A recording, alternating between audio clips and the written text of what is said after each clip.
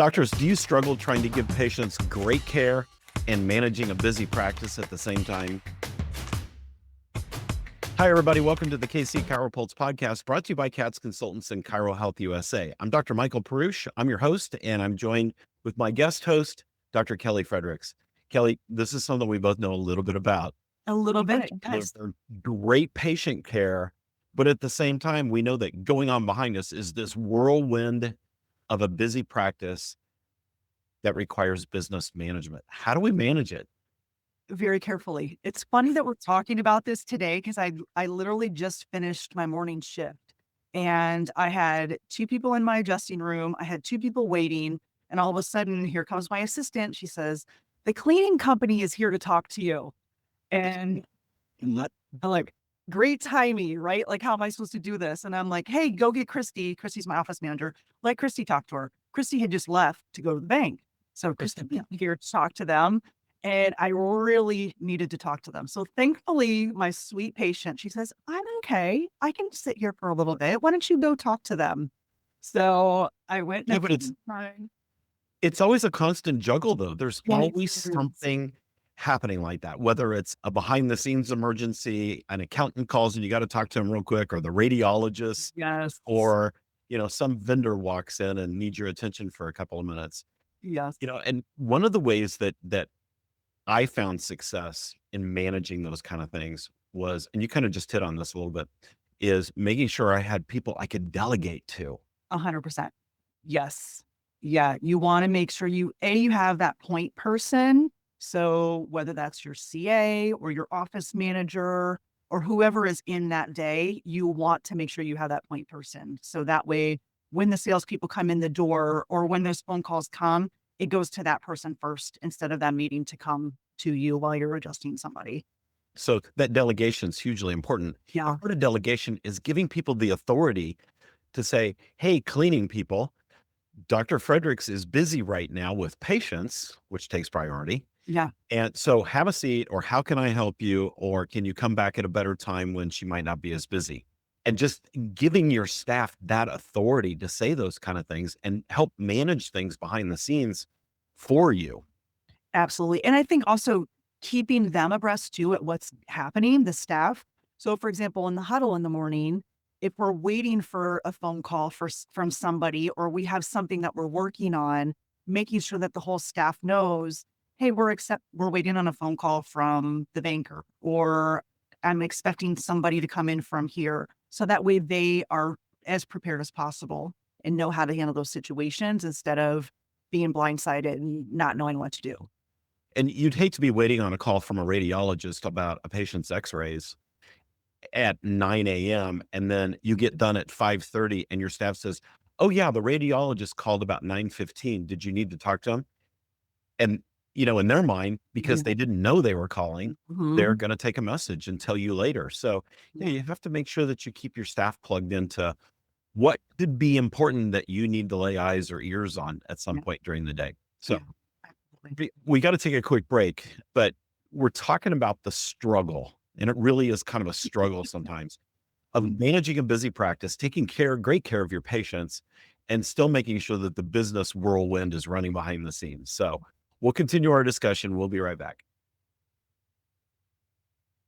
Patient numbers dipping, staff overwhelmed, and another marketing idea promising the world but delivering nothing.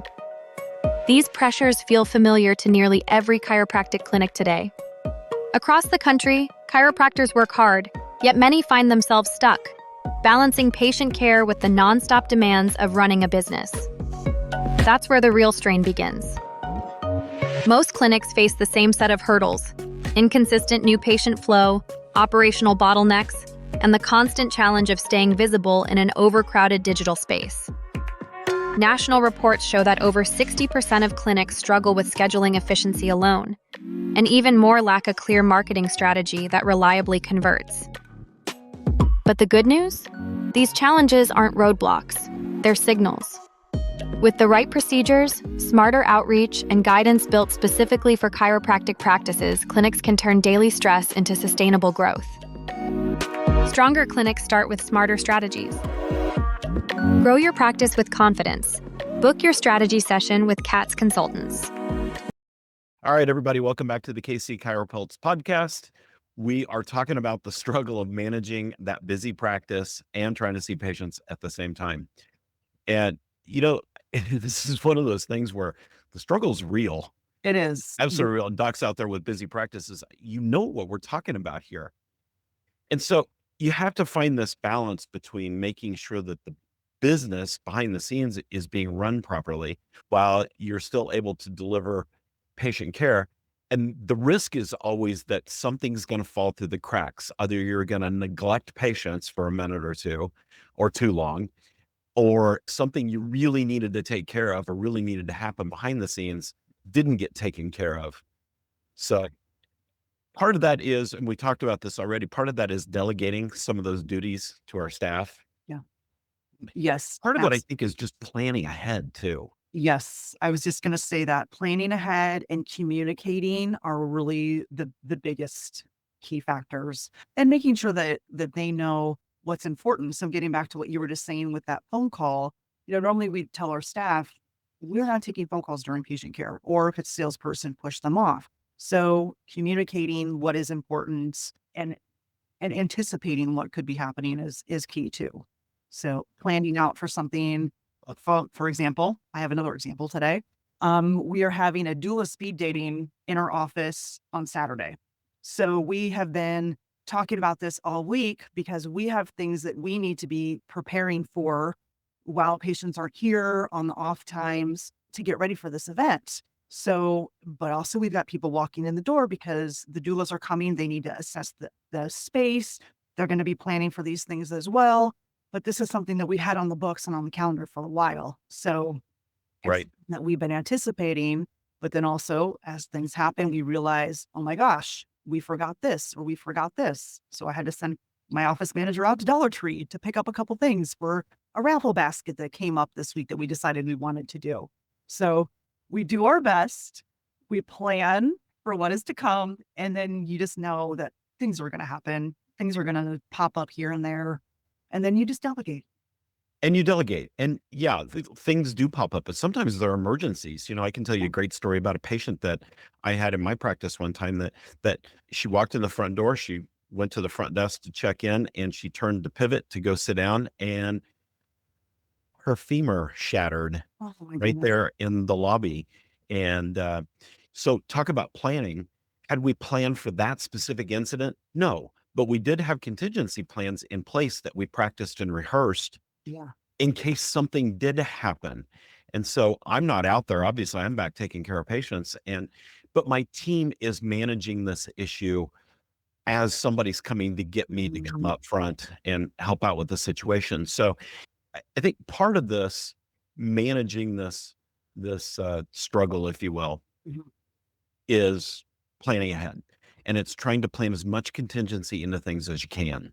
Yeah. Running through scenarios, right? Like as a group, discussing what are potential things that could happen, and things will happen that you're not expecting. And then once that does happen, you better believe our next staff meeting, we're having that discussion.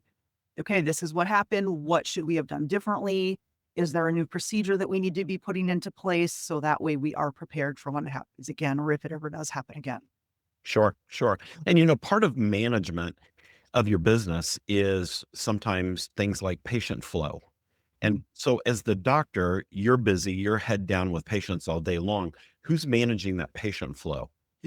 What if you get off track during the day? You've got an emergency patient that comes in, and now your patient flow is getting backed up. Who's managing that? Who has that authority to manage it? And when you get done at the end of the day, are you discussing what happened? How could we have done it better? Yep. Yep. Exactly. We call that person the hostess. So, or Well, host, so we choose, okay, who is up for this shift? And we discuss that in the huddles.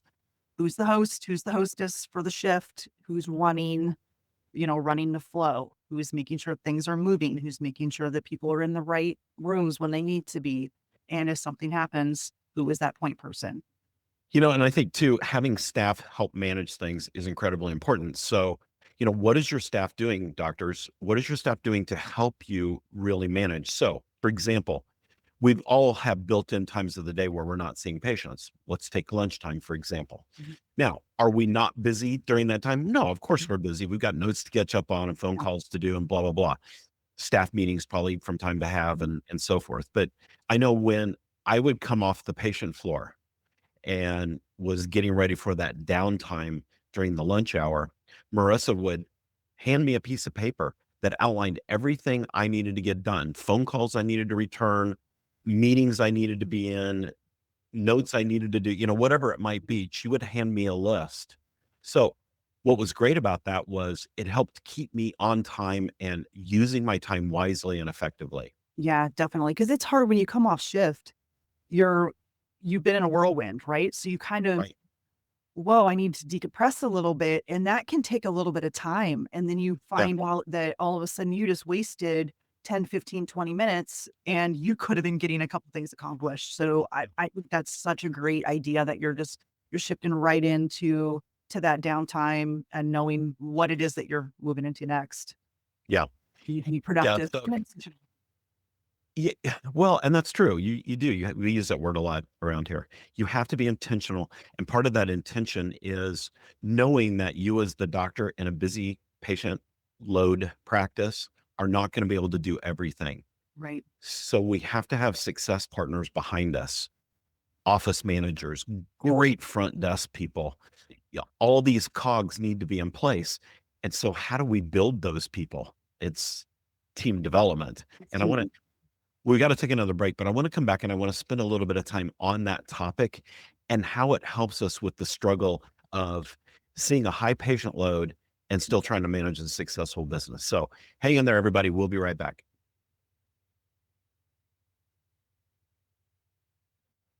Affordable care shouldn't mean undervaluing yourself, but most chiropractors are still undercharging, especially when it comes to insurance allowances and cash patients with limited coverage. Chiro Health USA helps chiropractors charge appropriately, get paid well when insurance is available, and still serve patients with no or limited benefits, all through a compliant discount medical plan. The result? Doctors stop undercharging, raise fees, and increase income by about 20% without sacrificing care. That's not a discount strategy, it's a business strategy.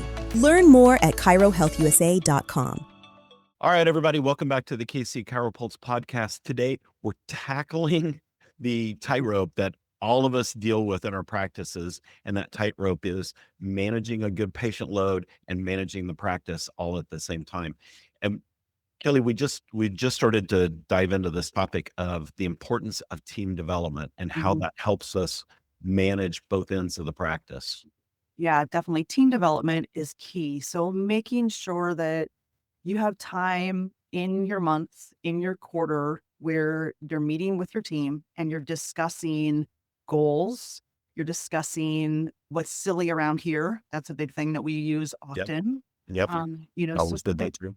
yeah, so that way as a team, you can come together and then you can figure out what needs to be done and who is the best person to handle that particular task.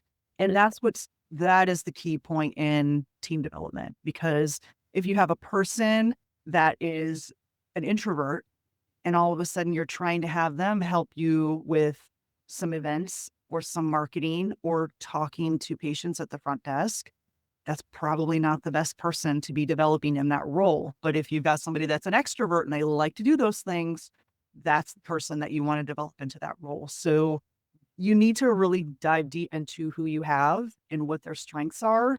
So that way you can build a position for them around what needs to be done. Yeah, and I think as the practice grows too, you have to redevelop and reshift some duties sometimes. So part of what's silly around here is okay, let's all define who's doing what. Yeah. Even though we may think we know, it's always surprising to write it down on paper and see where are we imbalanced a little bit and how can we shift things around to spread the load back out, because it has a tendency to accumulate towards your more impact players sometimes. Yeah. And so we have to make sure that we redistribute so that we keep the team fresh and congruent Yeah. as well as cross-trained. Yes, absolutely. Well, because that's so true. It's very easy to pick your go-tos, right? To load them Sure. up with your tasks because you know that they can handle that. But then you may have a newer CA that wants to grow and they want to contribute and they want a chance. Put me in, coach. So Right. so writing them out on a big whiteboard or whatever it is that you guys are working on, and you can see who's handling all the load. And a lot of times the staff, they'll be overloaded and they won't tell you. And we don't think about it because we're just like, we're trying to get to the next thing, right? So we're just like, you do this, you do that. And then all of a sudden they're overloaded and then they're starting to get a little upset and then they're starting to get burnt out when we set it all out and realize we need to shift some of this to this other person, to this new person and make it more congruent, then everybody's happy. Exactly. So doctors, if you're listening out there and you've got a busy practice, which I'm sure most of you do, you've got that busy practice and you're trying to manage the entire thing by yourself. I'm telling you right now, you can't do it effectively. You are great at patient care. You're great at managing patient cases. You're probably great at running the business side of the practice too, but you can't do it alone. So we have to develop our success partners in the practice. And this is also where sometimes coaching and mentoring can really help you as well, to help be the sounding board or the board of directors, so to speak, just to help provide some oversight. And how can we manage this thing better and more efficiently and ultimately more profitably? Yeah, absolutely. Sometimes you just need that extra voice to push you along and to guide you along and be like, It's time. It's time for you to hire somebody else, or it's time for you to allow yourself to delegate that off. So that way you as a doctor can continue to grow. And I think yeah, exactly. I think one of the problems of being an entrepreneur, owning your own business, is we have a tendency to push ourselves to the top of the food chain. And that actually is a little dangerous because we lose accountability when we do that. So it's always good to have that extra set of eyes looking down on you and making sure you're not only holding yourself accountable, but you've got somebody truly holding your feet to the fire so that you're Yeah. constantly pushing yourself. Michael Jordan always said he'd have never been the success he was had he not had multiple types of coaches. I think if I remember his story right, it was like 9 coaches or something that he had. Yeah. So even the great ones need a coach. Yeah. So 100%. 100%. So go check us out at katzconsultants.com. See all the great things that we're doing to help our clients and help the profession develop not only practices that are busy and seeing lots and lots of people and taking lots of great care of all those great spines out there, but also managing their practice so it's profitable and fun and not just pushing you under and burning you out. Yes, not just the grind. We got to have a good time. Absolutely. All right, everybody. Thanks for tuning in today to the KC CHIROpulse Podcast. On behalf of all of us here at Katz Consultants and Chiro Health USA, we thank everybody for tuning in. We'll see you next time.